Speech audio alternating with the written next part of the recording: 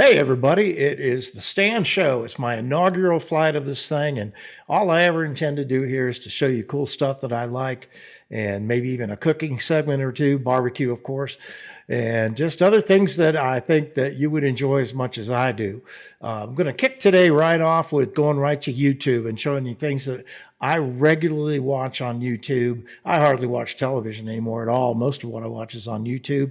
But let me kick it on over to that so I can show you what it is I'm digging on YouTube lately. This guy here, the Desert Drifter, that's number one. We're going to start with him today. Let's just watch a little piece of one of his videos here and check it out here. Let's see. A few months ago, I found an ancient site that completely blew me away. I dubbed it the Impossible Ancient Ruin. This is drone footage of it from my previous video. What made this site so compelling wasn't the fact that there was an ancient structure on a cliff. You can find those throughout the American Southwest. But this one, in particular, carried everything to the extreme. I could not figure out a way this site would have been accessible without severe danger to the people who built it and presumably lived in it. It was. Now, what you're going to see a lot of in Desert Drifter is he's going to go out into these wild places out west, and where he just hikes all day long, goes to these places. And as you can see up here I'm going to move my cursor around here, don't know if you can see it. That was something that was built by an ancient American.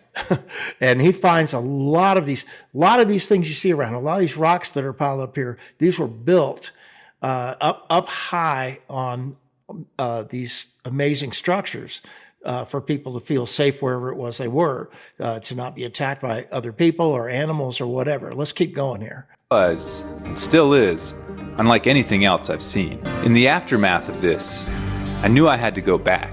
Was this impossible site one of a kind, or were there others like it, perhaps even more impossible? With this question at the forefront of my mind, I ventured back in. This guy will scare you This to is death what I with some of found. these climbs he makes and the chances that he takes when he's Yep, climbing headed these back in here again. structures. I gotta be honest, this place has just kind of captured my imagination. It's just got a different feel than a lot of places. I don't really know how to describe it. So anytime I come in here, I feel like my heart beats a little bit faster, my senses heighten a Long. Given the Check this size, out. at first I assumed it was a dwelling. But as I studied it closer, I decided it was probably just used for storage. These things are hundreds of years old. Yes, he has his own drone, so he does a lot of drone capture of these sites that he finds. When I first spotted this from the ground, it looked intimidating to access. But it actually wasn't bad at all. This is a fascinating site, no doubt about it. But it's not impossible. You're not risking your life to build or access it. I pressed on. I came down here, walked along this ledge. Yeah, I could watch this guy for hours. It's absolutely amazing stuff. He rocks the world, and a lot of places that he's gone to, a lot of things that he's done, will just freak you out. I mean, stuff that you didn't know existed out there, and so many places you can just go and hike to check it out and see it yourself. What a life. This guy does amazing. Sometimes he goes out for 2 and 3 days at a time. And he's got his backpack and he's got his little simple meals that he makes and, the water that he brings along with him. And it's incredible stuff. And I hope you'll check it out. The next one on my list, this is the Professor of Rock. I've been watching this guy for several years and I love his videos. His videos are so good. And he doesn't waste a lot of time on endorsements and advertisements and things like that. But I have to tell you that I wear the same eyewear that he does, Zenny eyewear, and I'm not being paid to tell you about that. Let's take a look at one of his videos here that I have already seen. I've already watched. I watch most of them every time they come out. Let's see here. Oh, I like this one here. This one's about Lou Gramm and Foreigner, and Lou Gramm doing a solo album because they rejected one of his songs that he brought for Foreigner to play. Coming up next, an interview with one of the greatest rock voices in history on his biggest hit. He was in a Hall of Fame band and they ruled the 70s and 80s, but as they hit their peak, their stride, the singer wanted to rock, but their guitarist and their band leader, he was writing softer ballads. So this singer brought in a rock song he'd written to possibly put on the band's next album, but his writing partner didn't want to do it, didn't think it was good enough. So in the end, this rock frontman recorded it for his solo album, and lo and behold, it became the most played song of 1987, and actually outdid every single from his band's new album that came out at the same time. Very funny interview coming up next on Professor of Rock. You gotta love this guy. Gotta Hey, absolutely music love him. junkies, Professor of Rock, always here to celebrate Adam the greatest Reeder. artists I and knew the greatest that. Adam songs of all time. You know, if you remember playing records on your Fisher-Price record player as a kid, you're going to dig this channel of deep musical nostalgia. Make sure to subscribe below and make sure to click the bell so you always get our daily features, our interviews and videos. Also, check us out on Patreon. So I'm excited to jump into another episode of our series Revelations, where featured artists go deep on their greatest songs and their greatest albums. You know, in the mid-'80s, after moving audiences with rockers like Feels Like the First Time, Hot Blooded, and Jukebox Hero, Foreigner had their biggest hit, the number one, I Want to Know What Love Is. I wanna know what love is. According to the lead singer of the band at the time, Lou Gramm, it pushed the band into a bit of a different direction. Mick Jones was putting the guitar down more and more for his synthesizer, doing more ballads, and that was becoming a part of their current lifeblood as a band. Lou wanted to rock, so one day he brought in a song he'd written called Midnight Blue. He wanted to show it to Mick for their next record. Well, Mick turned it down, so it would actually get put on Lou's first solo album. It became one of the biggest records in 1987, hitting number one on the rock charts, and it was awarded the most played song of the year, outdoing Foreigner's next album, any single from it. Up next, Lou tells the story and shares his hilarious blow-by-blow in trying to sing what he thought was the most syrupy ballad of his band's career at the time, and what Midnight Blue actually means. Let's get into the interview. As we do, I want to thank our sponsor, Zen. Okay, so you could get an idea what this is about. Now, he's got hundreds of these. Really, really good stuff. I really enjoy watching Adam Reeder, the Professor of Rock. He's funny. He's really smart. And everything he's telling you is absolutely true. True stories about rock and roll. It's really, really great stuff. Next up, what do we have? Well, this one might be a surprise to you. It's the History Channel. Why? Well, where I live in North Carolina, and we stream all television, all of our television, everything is streamed. And because we use something called YouTube TV that we pay for in order to get television content, the YouTube TV does not have the History Channel, but the History Channel does post a lot of their best stuff on YouTube. So I can get so lost in some of this stuff.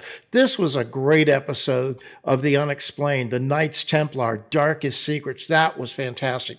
There's a lot of ancient alien stuff on here, and I know that causes some of you to have your eyes glass over and it's like, I don't want to hear about it. That's okay. This was a great show here on D-Day. And very, very timely as we just celebrated the 80th anniversary of that. The Proof is Out There is a great show. The host is funny. There he is. You can see him here. Here, let's watch a little bit of the Proof is Out There. Check NASA has been sending satellites to Mars to photograph the surface of the red planet. But what if those photographs found proof of a lost civilization there? A civilization some believe may have also colonized Earth. For decades, we've been sending probes to Mars, and ever since, strange images have been captured on the surface of the red planet. Could this be a floating spoon? Or this, a statue? What about this?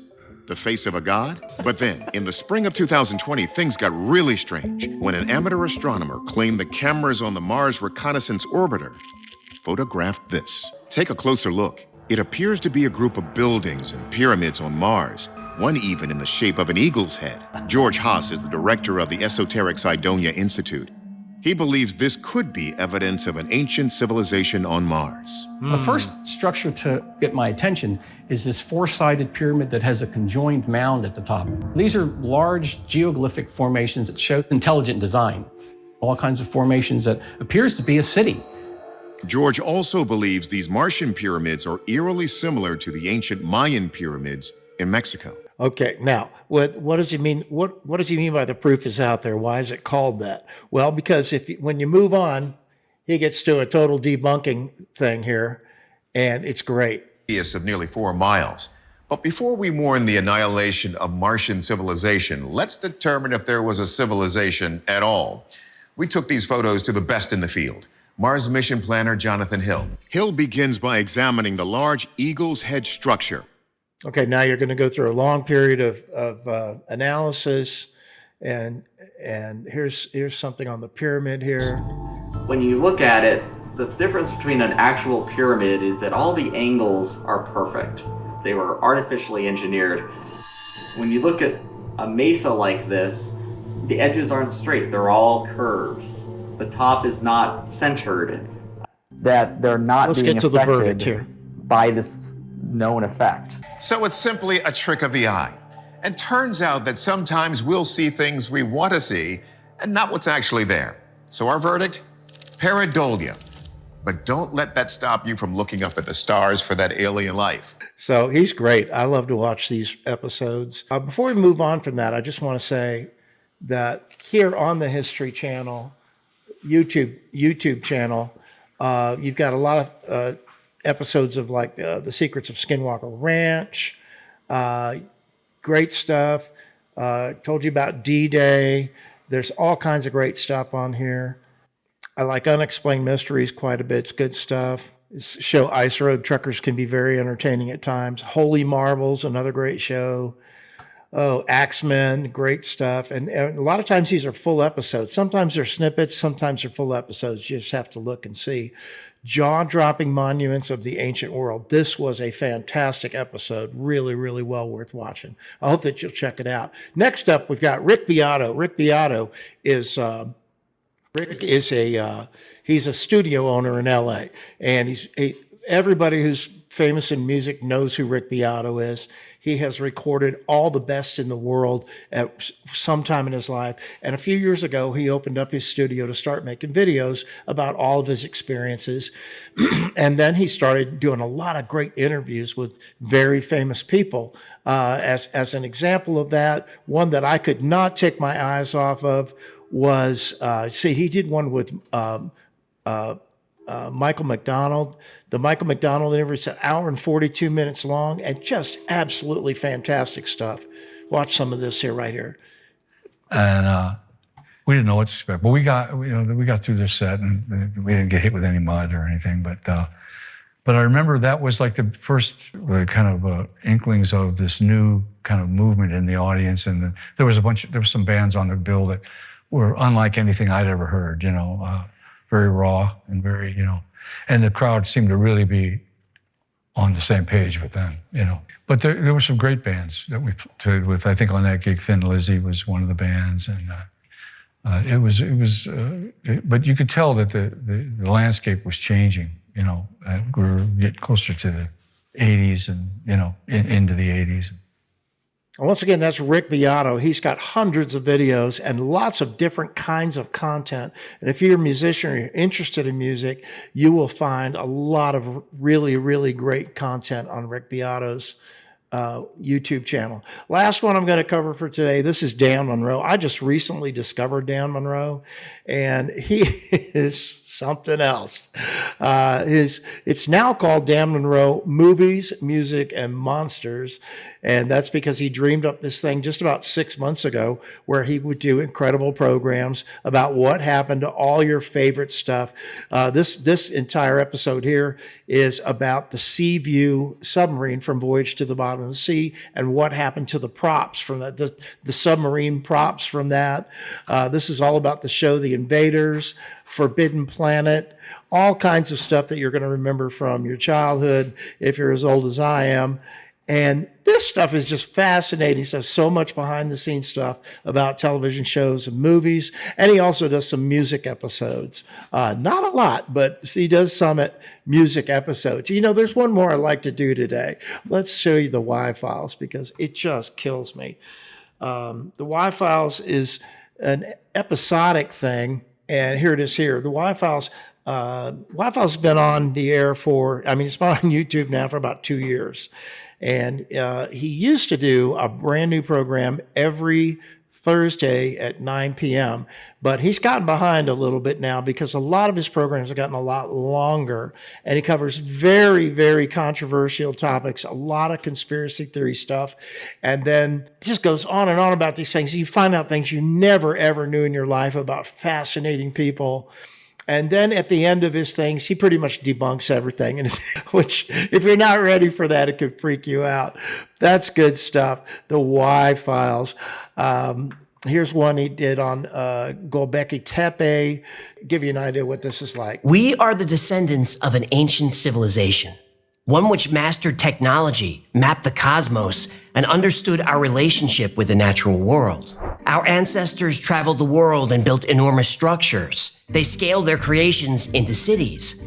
They shared a common governance and similar religious beliefs. Our ancestors lived, as we do today, as a global society. Then around 14,500 years ago, this global superpower started to collapse. First came uncontrollable change, and then a cataclysm. In less than a week, everything and almost everyone was gone. Those left behind built monuments. Monuments not as tributes to gods or homage to kings. The monuments are a warning to future generations, to us. That warning is simple. Danger is coming. Yeah, I don't know if you're anything like me, but I am fascinated by these ancient civilizations that they're finding all over the world, and so much of this stuff has been excavated now. And it's mind-blowing stuff, way, way into that. And you find out a lot of that stuff from the Y files. Well, I hope you enjoyed this episode. I'm going to get on out of here and consider what I'm going to do for my next episode of The Stan Show. But I appreciate you hanging out with me just for this short time. And we'll see you next time. Bye-bye.